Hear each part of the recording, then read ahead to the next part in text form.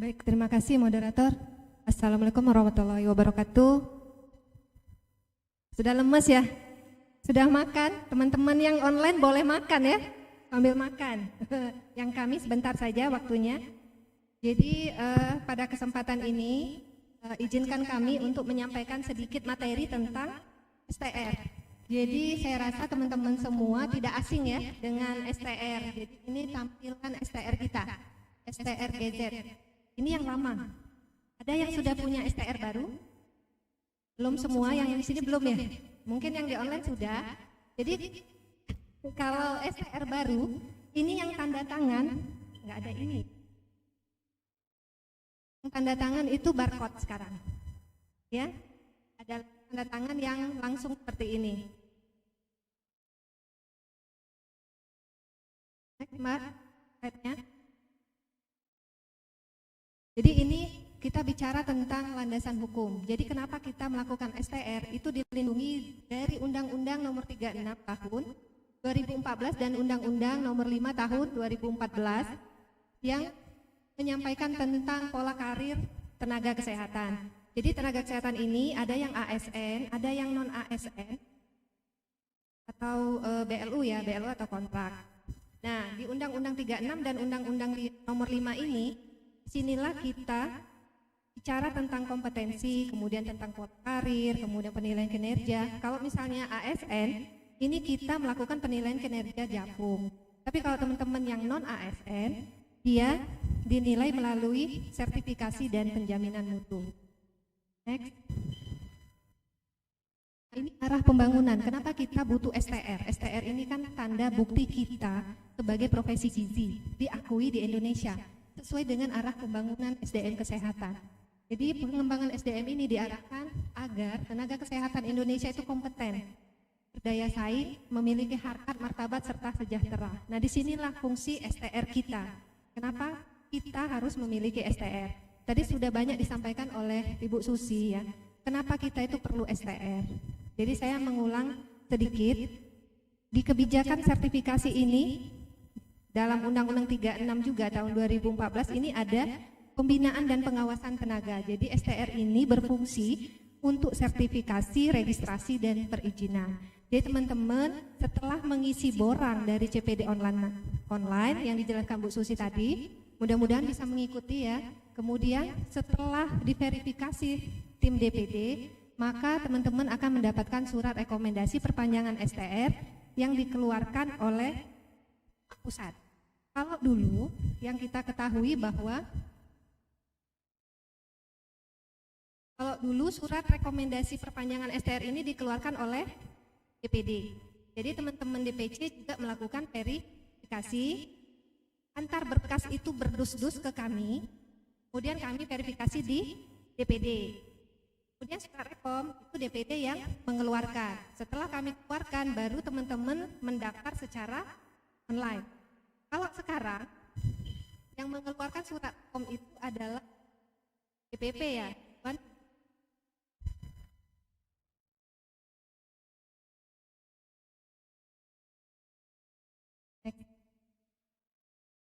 Next aja.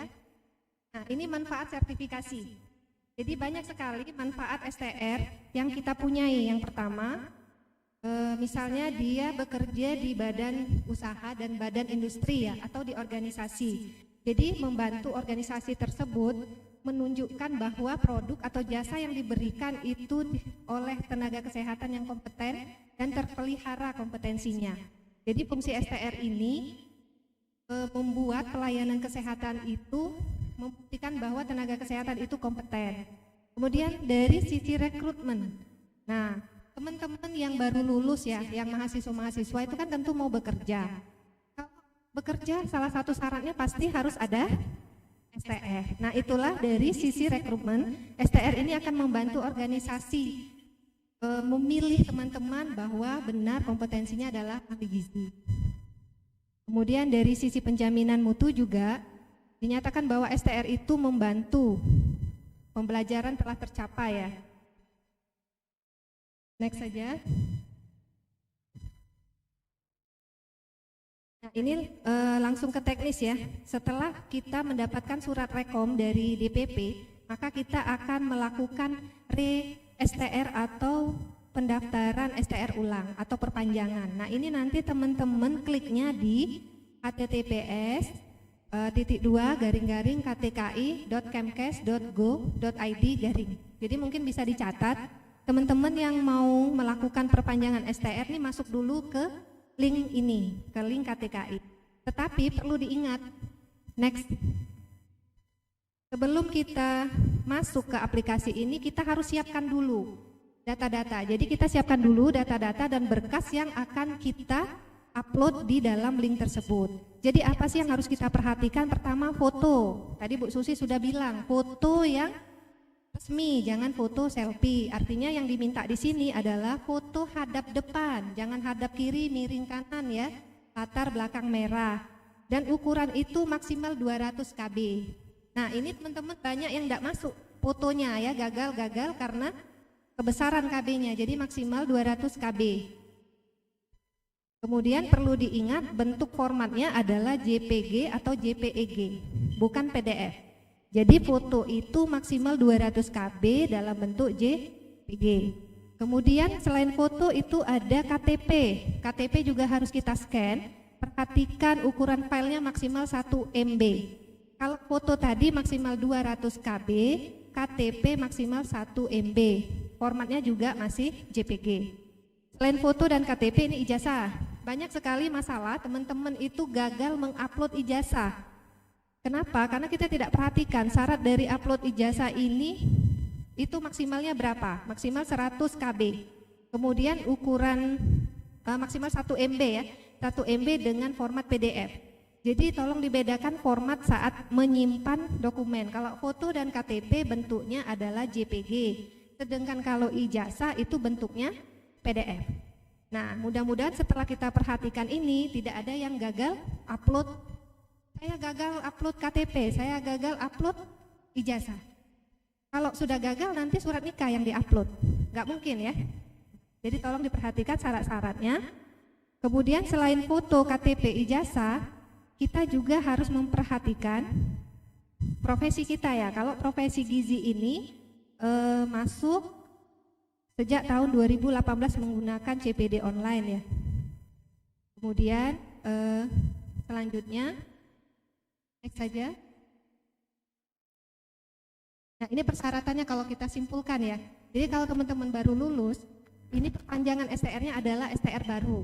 Syaratnya sama, ada foto, KTP, ijazah terakhir, Serkom ya, sertifikasi kompetensi yang didapat dari UKOM. Kemudian surat sehat. Ingat ya, surat sehat ini adalah asli, jangan yang fotokopi. Kemudian dokter yang bertanda tangan wajib mempunyai nomor SIP. Jadi kalau surat sehatnya itu boleh dari puskesmas, boleh dari dokter praktek, boleh, tidak harus rumah sakit. Yang penting dokternya mempunyai nomor SIP dan dicap basah asli, jangan yang fotokopi. Kemudian surat sumpah profesi. Semua sudah sumprov ya, ada yang belum? Ya, kalau belum harus sumprov, karena salah satu syarat dari STR itu kita harus mengupload surat pernyataan patuh etika. Surat patuh etika ini kita dapatkan di sumpah profesi.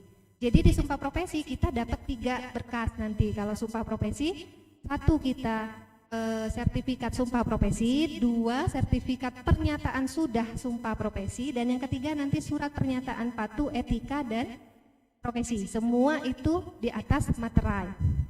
Kemudian syarat selanjutnya STR lama kalau untuk yang perpanjangan, kalau yang baru tidak ya. Kemudian kecukupan SKP minimal 25 SKP, yang dari sertifikat maksimal 15 SKP. Seperti Bu Susi tadi bilang, 25 SKP jangan dari sertifikat semua. Jadi sertifikat, pelatihan, seminar, webinar itu maksimal 25 SKP dengan syarat mempunyai SKP gizi, baik yang pusat maupun yang daerah. Jadi kalau SKP-nya IBI atau SKP-nya ID itu langsung kami tolak dari verifikator ya. Jadi perhatikan sertifikat teman-teman yang diupload itu mempunyai SKP gizi, baik yang DPP maupun yang DPD. Kemudian untuk yang ahli profesi, Yang seperti apa sih ahli profesi? Ada contohnya ahli profesi? Belum ya? Jadi kalau misalnya ahli profesi ini, misalnya dia pendidikannya SEPAK D1 ya. Kalau STR itu kan minimal pendidiknya adalah D3. Jadi teman-teman D1 ke D3 itu dianggap di profesi. Syaratnya hampir sama. Tetapi ketika di STR lamanya itu harus ada KTA. Dan ada yang namanya naik level. Naik level ini sama seperti kita mengajukan baru. Jadi misalnya teman-teman sekolah D3, kemudian lanjut S1 atau D4. Otomatis STR D3 itu tidak berlaku. Teman-teman silakan mengusulkan STR baru yang D4 atau S1 itu menjadi STR naik level. Syaratnya tidak perlu mengupload 25 SKP. Jadi kalau STR baru, teman-teman yang baru tamat, mahasiswa itu tidak butuh 25 SKP, dia hanya butuh ijazah, foto, KTP, kemudian surat rekom dari DPD, dan ijazah. Ijazah sudah saya sebut. Ijazah, KTP, foto, dan surat rekom organisasi. Surat rekom DPD ini akan didapat setelah dia mendaftar sebagai anggota. Kalau dia belum daftar anggota, ya nggak bisa dikasih surat rekom dari DPD. Nah, kalau kita yang sudah lama, yang sudah punya STR, itu jatuhnya perpanjangan STR. Selain syarat-syarat dokumen seperti ini, teman-teman wajib mengumpulkan 25 SKP. Dari seminar maksimal 15 SKP. Untuk kegiatan itu minimal 2. Tidak boleh juga, misalnya nggak ada seminar profesi ya, seperti di rumah sakit tuh saya yakin pasiennya banyak. Mungkin bisa ratusan, bisa ribuan ya, tapi nggak bisa hanya dari pelayanan, harus juga ada dari sertifikat dan kegiatan yang lain. Jadi kita harus mengumpulkan minimal 2 ranah. Jadi sertifikat dengan pelayanan boleh, atau pelayanan dengan pengabdian masyarakat boleh. Kalau misalnya dosen itu penelitian dan pelayanan boleh. Ya, jadi perlu diingat dari 5 ranah minimal kita wajib mengumpulkan 2 ranah. Next Kak. Ini contoh profesi. Ini contoh sertifikat Sumprop. Teman-teman sudah dapat ya, yang sudah punya Sumprop. Jadi itu belum, ada yang belum? Sudah semua ya. Jadi ini contohnya.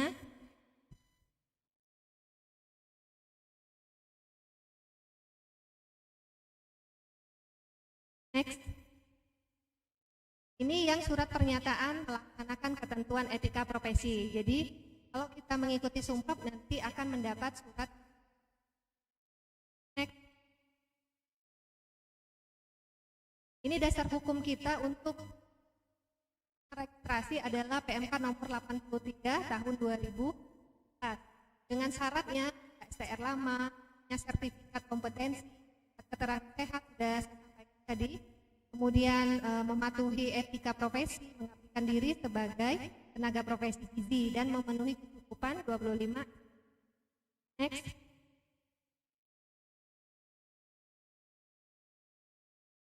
Nah, pada PMK nomor 83 ini di pasal 9 berbunyi, selain persyaratan yang dimaksud pada ayat 1 tadi, tenaga kesehatan juga harus melengkapi pas foto, KTP, dan persyaratan lain. Sepertinya sudah disampaikan tadi. Next.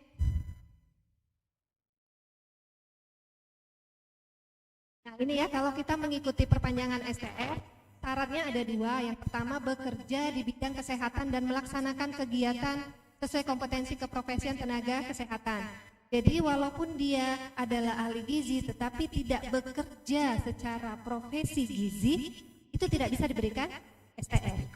Syarat yang kedua, tenaga kesehatan memenuhi kecukupan SKP dalam kegiatan pelayanan, pendidikan, pelatihan maupun kegiatan ilmiah lainnya.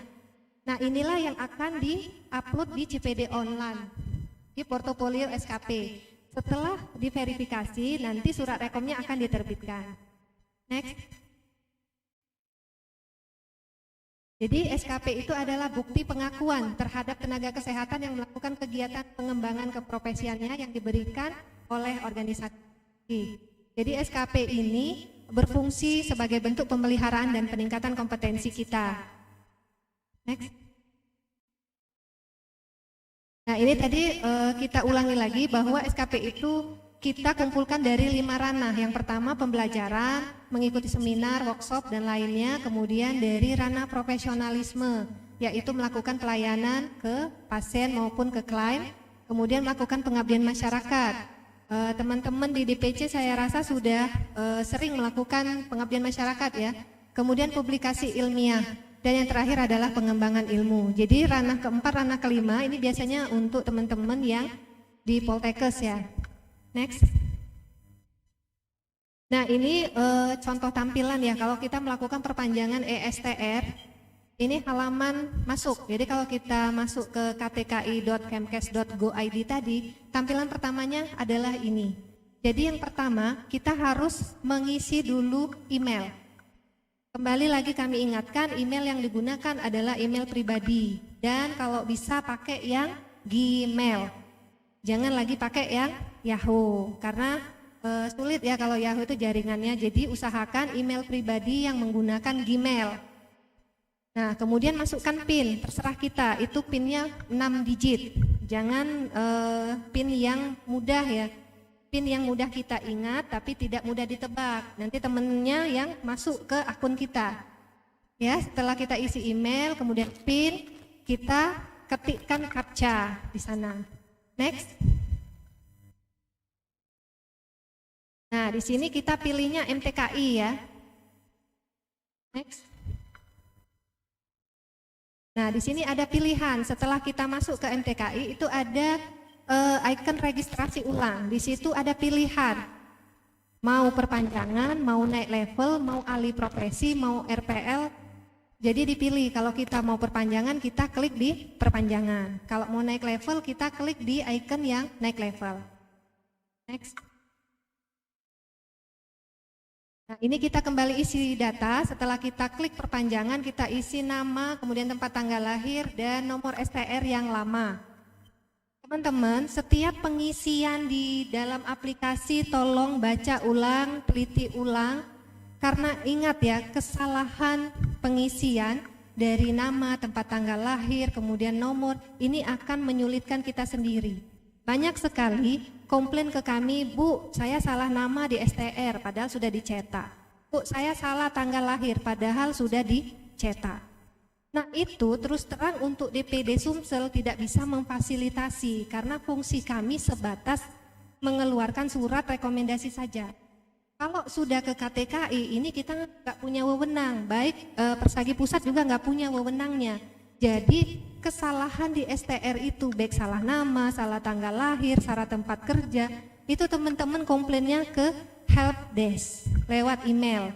Nah ini sering lama, karena kan orang pusat itu banyak juga kerjaannya, ribuan yang dilayani, jadi mohon bersabar. Next. Nah, jika muncul notifikasi seperti ini, ada tulisan ya, gagal mendapatkan data STR dari CPD online, nomor tidak tersedia di database. Seperti ini, jika teman-teman masuk ada peringatan seperti ini, itu artinya bahwa yang bersangkutan belum memiliki surat rekomendasi dari OP yang diterbitkan di Siporlin. Jadi kalau sudah stop di sini, teman-teman jangan memaksa lagi. Kalau sudah muncul seperti ini, artinya teman-teman belum mendapatkan surat rekomendasi dari OP. Next. Nah ini apabila surat rekomendasi sudah sudah punya dan kita upload, maka kita menunggu validasi dari KTKI. Setelah validasi ini tidak lama, biasanya 2 minggu, karena sudah tersistem di KTKI itu bisa kita lihat. Dan benar kita harus rajin-rajin ngecek, 2 hari sekali dicek, seminggu sekali dicek ya, jangan ditinggal setelah upload kita tinggal, itu jangan seperti itu. Kemudian akan dikeluarkan kode billing setelah divalidasi. Itu nanti keluar kode billing yang harus dibayar ke KTKI sebesar 100.000. Jadi teman-teman boleh bayar ke bank yang akan ditunjuk oleh KTKI tersebut. Kemudian setelah bayar, tunggu ditandatangani oleh MTKI. Nah, kemudian setelah ditandatangani MTKI, kita boleh mencetak. Kalau dulu kan kita ambil ke dinas. Dinas Kesehatan. Nah, sekarang kita bisa cetak mandiri. Tetapi perlu diingat teman-teman, saat kita mencetak STR hanya satu kali. Satu kali kesempatan mencetak STR. Jadi kami selalu diingatkan sama teman-teman di pusat, sebelum ngeprint STR itu cek dulu tintanya, cek dulu kertasnya, cek dulu printernya.